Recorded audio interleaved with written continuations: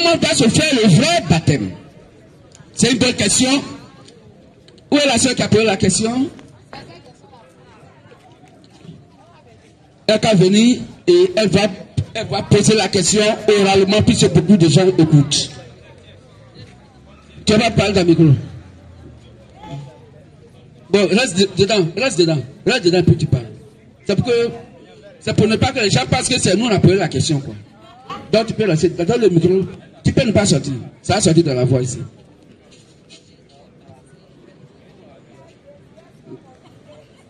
Elle a dit quoi? Mais si vous faites ça, la question, attendez-moi. Vous avez...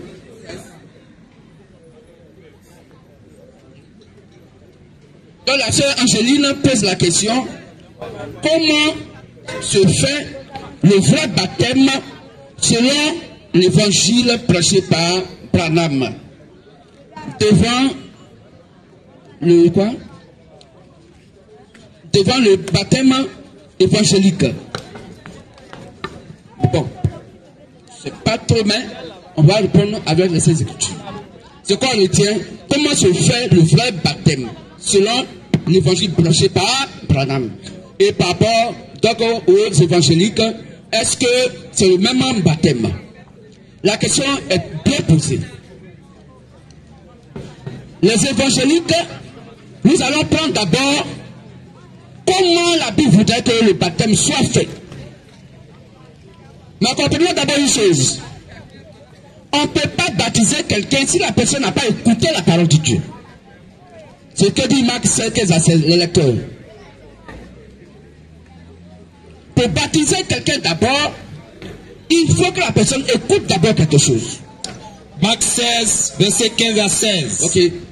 Puis il est dit, allez par tout le monde et prêchez la bonne nouvelle à toute la création. Celui qui croira et qui sera baptisé sera sauvé. Mais celui qui ne croira pas sera condamné. Amen. Amen. Donc, pour être baptisé, il faut croire d'abord à la bonne nouvelle. Selon Marc 16, 15 à 16. La Bible nous dit, pour le frère bien-aimé William Marion Branham, que son ministère est quoi? Zacharie 14, 7. Il y a un jour unique connu de Dieu, où il ne fera ni jour ni nuit, mais vers le soir la lumière paraîtra. Donc William Marion Branham fut la lumière qui apparut vers le soir. Or la lumière, selon la Bible, est un être humain qui a la parole de vérité en lui. Que la Bible donc appelle donc le livre de 1 Samuel 9, 9. Quand nous prenons aussi Amos 3, verset 7, Dieu te réfère sans avoir révélé ses secrets à ses serviteurs, les prophètes. Donc Dieu appelle le prophète quoi? La lumière. La lumière parce que la parole de Dieu qui est la lumière est donc en lui. Que je bénisse.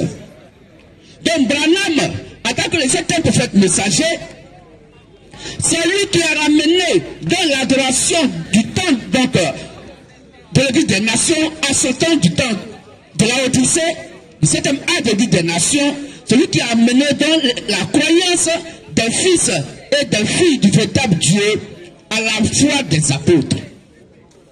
C'est lui qui a amené dans les gens à croire en Jésus-Christ selon les Saintes Écritures conformément à la doctrine des apôtres.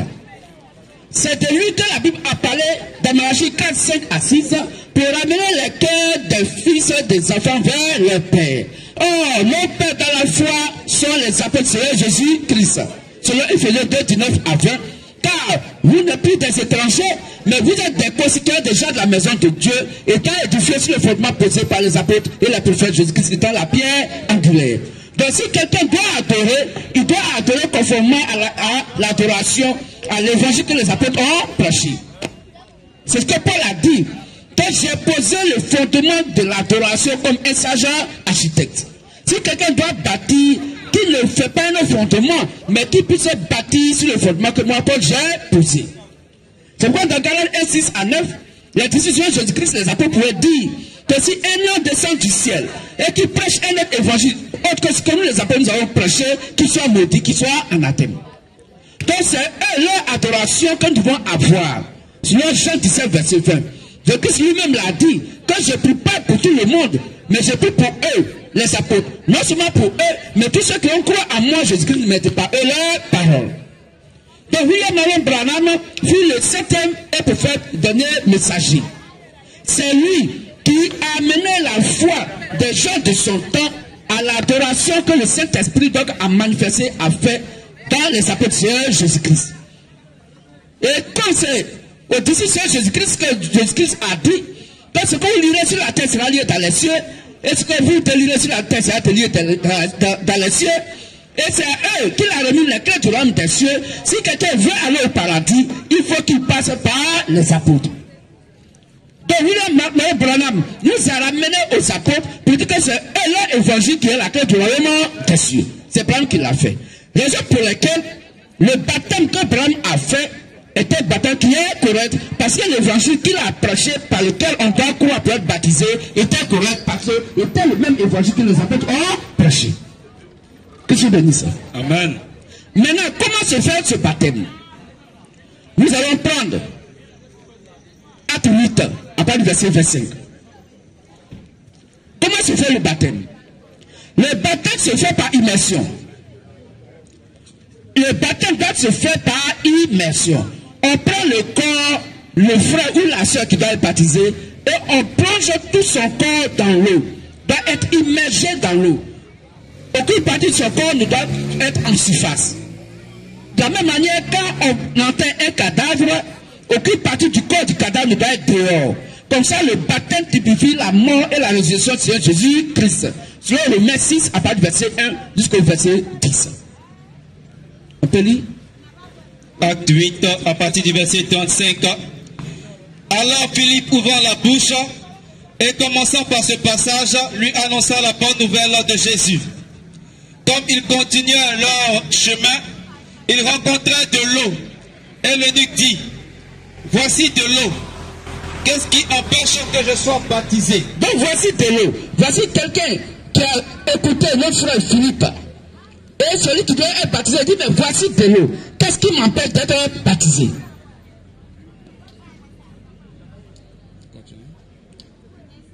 Philippe lui dit, si tu crois de tout ton cœur, cela est possible. L'eunuque répondit, dit, je crois que Jésus-Christ est le Fils de Dieu. Je crois que Jésus-Christ est le Fils de Dieu. Il fit arrêter le char. Ils ont arrêté le char. Philippe et l'eunuque descendit tous deux dans l'eau. Les deux sont descendus dans l'eau. La Bible n'a pas dit que les deux sont descendus dans un gobelet. Ils ne sont pas descendus dans un gobelet d'eau, mais ils sont descendus dans l'eau. Il y avait assez d'eau. Le baptême doit se faire là où il y a beaucoup d'eau. Parce qu'il faut que tout le corps de l'individu soit enterré dans l'eau, immergé. Et Philippe baptisa l'eunuque. Et il baptisa l'eunuque. Quand il fut sorti de l'eau, ils sont sortis de l'eau. L'Esprit du Seigneur enleva Philippe. L'Esprit du Seigneur a enlevé Philippe. Et l'eunuque ne le vit plus. Et lui ne le vit plus. Voici comment le baptême se fait. On ne prend pas l'eau dans un gobelet pour verser sur la tête de quelqu'un. Il faut que tout ton corps rentre dans l'eau. Parce que le baptême veut dire mourir avec Christ et ressusciter avec lui. On peut lire ça dans Romains 6. Romains 6 à partir du verset 1. Romains 6 à partir du verset 1. Que dirons-nous donc? Demeurons-nous dans le péché afin que la grâce s'abonde? Loin de là. Nous qui sommes morts au péché, comment vivrons-nous encore dans le péché? Ignorez-vous que nous tous qui avons été baptisés en Jésus-Christ, c'est en sa mort que nous avons été baptisés? Nous avons donc été ensevelis avec lui par le baptême en sa mort. Donc, à la mort de Seigneur Jésus-Christ, nous avons tous été enterrés ensemble avec lui. Afin que, comme Christ est ressuscité des morts, par la gloire du Père, de même, nous aussi, nous marchions en nouveauté de vie. Donc nous ressuscitons avec lui. Donc le baptême, sœur, veut dire mourir, enterré, enseveli avec Christ. Et quand on fait le sortir de l'eau, alors ressuscité donc avec lui par la gloire du Père. Donc voici ce que signifie le baptême. Et William Branham a fait le meilleur baptême parce que son message était donc le message de la vérité. Donc on peut baptiser quelqu'un par immersion et la personne peut avoir un faux baptême. Pourquoi? Parce que ce en quoi tu as cru avant d'être baptisé étant faux, ton baptême est faux, même si on t'a baptisé par immersion. Que disent ces Écritures? Amen.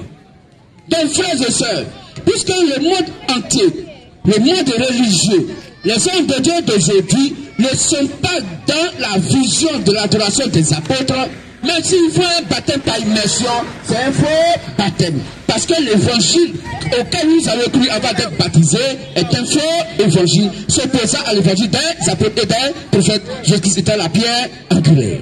Amen. Autre question. Envoyez pour nous.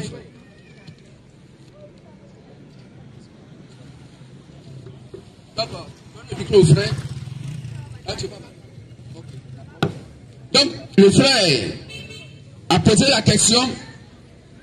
Nous remarquons que les... Ah, la soeur Abaka. Ok. Nous remarquons que les quoi? Les évangiles diffèrent de chrétien en chrétien.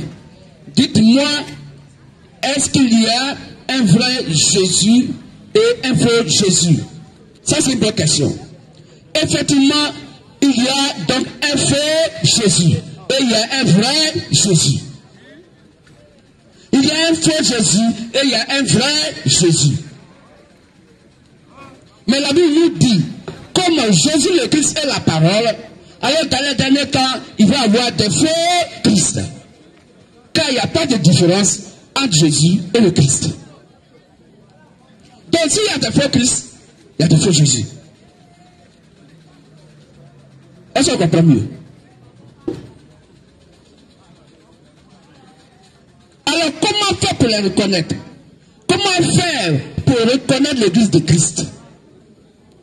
La Bible dit que c'est aux apôtres de Jésus-Christ que Jésus-Christ a remis les clés de l'homme des cieux, qui est la bonne nouvelle, donc l'évangile. Et que si quelqu'un n'adore pas comme les apôtres ont adoré, alors cette personne n'est pas reconnue par Dieu, n'est pas un chrétien, n'est pas une chrétienne. Car l'église du Seigneur Jésus-Christ doit porter le nom de la localité où les gens donc prient. C'est quoi dans Actes 8, verset 1, la Bible parle de l'église de Jérusalem. Dans la Bible, il n'y a pas d'église catholique. Dans la Bible, il n'y a pas d'église protestante. Dans la Bible, il n'y a pas d'église baptiste. Dans la Bible, il n'y a pas d'église avec attitude qualificative. Mais Dieu dit que l'église doit porter le nom de la localité où les gens se rassemblent pour prier. La Bible nous parle de l'église d'Éphèse. La Bible parle de l'église de la Galatie. La Bible parle de l'église de Corinthe. Tout ça, c'est des lieux, des villes, les noms des villes, des localités, des lieux où les gens s'assemblaient pour prier. Donc une église qui porte un nom dénominationnel n'est pas reconnue par le Seigneur Jésus-Christ. C'est quoi? Toutes les dénominations religieuses qui portent, donc des églises qui portent des noms dénominationnels avec des adjectifs qualificatifs ne sont pas reconnus par le Saint-Esprit. Dieu ne connaît pas ces églises-là. Acte 8, verset 1. Oui. Saul avait approuvé le maître d'Étienne. Il y eut ce jour-là une grande persécution contre l'église de Jérusalem.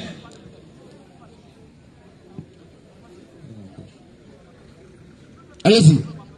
Il y eut ce jour-là une grande persécution contre l'église de Jérusalem.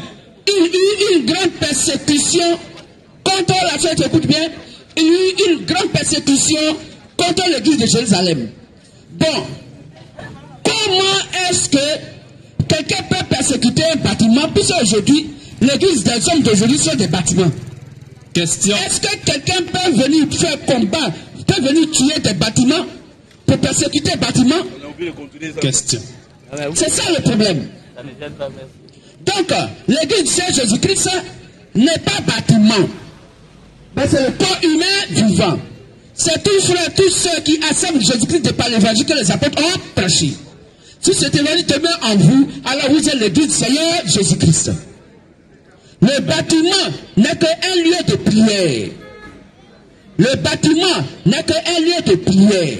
La Bible appelle ça aussi un temple. Comme la Bible aussi appelle le corps humain vivant à qui Dieu se trouve par l'évangile un temple. On peut lire ça. Prenons le de Acte 3, verset 1. Donc le chrétien ne va pas à l'église, mais le chrétien va à un lieu de prière. Donc frères et sœurs, si vous dites que dimanche vous partez à l'église, Dieu ne vous connaît pas. Parce qu'aucun chrétien ne va à l'église. C'est Dieu qui va dans l'église, dans le corps humain vivant. Car le corps humain vivant est l'église du Seigneur Jésus-Christ qui est son temple. Acte 3, verset 1. Acte 3, verset 1. Pierre et Jean montaient ensemble au temple. Ils montaient ensemble au temple. Ils ne partaient pas à l'église, ils partaient au temple. À l'heure de la prière. À l'heure de la prière. Donc la prière se fait au temple et non à l'église. Parce que l'église c'est un être humain vivant. Aucun être humain ne peut rentrer dans son ami pour aller adorer. Parce que quand tu dis tu vas à l'église, c'est à dire de dire selon Dieu que tu veux rentrer dans le corps d'un être humain pour adorer. C'était la 9e heure. C'était la 9e heure. Amen. Prenons Acte 16, 13, Acte 16, 16.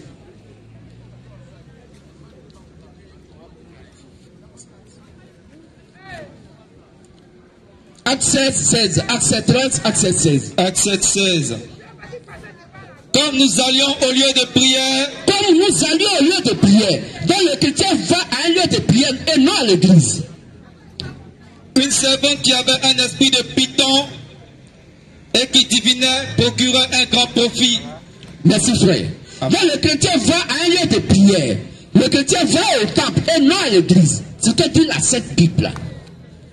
Dans Acte 16, 13.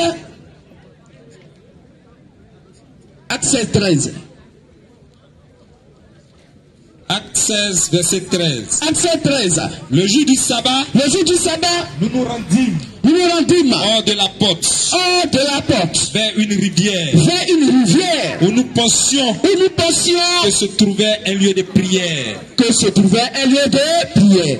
Est-ce qu'on a dit église protestante, église catholique, un lieu de prière. Et la référence pour lequel le lieu de prière, il dit il y avait une rivière. Voilà comment Dieu veut que les choses soient, frères et sœurs. Les hommes vous ont menti en qualifiant les églises. Les gens vous ont menti en qualifiant les églises. Église internationale de délivrance, église internationale qui sauve les âmes. Toutes ces églises, ça veut dire quoi? C'est pas écrit, c'est pas reconnu par la Bible. L'église porte le nom de la localité où les gens s'assemblent pour prier.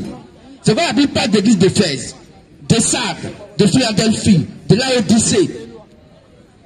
C'est ça, c'est ce qui est écrit. Apocalypse 1, verset 11.